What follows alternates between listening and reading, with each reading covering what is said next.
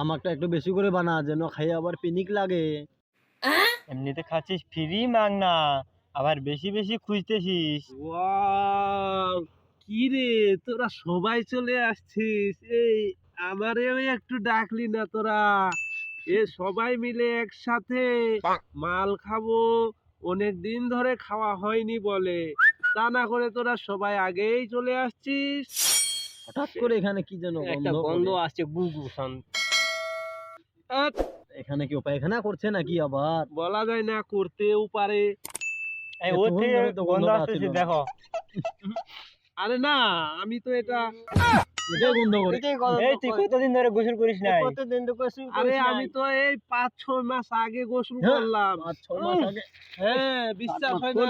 এই খোল। এই তোরা কি করিস? এই আমি এই ঠান্ডার কি করে গোসল করবো?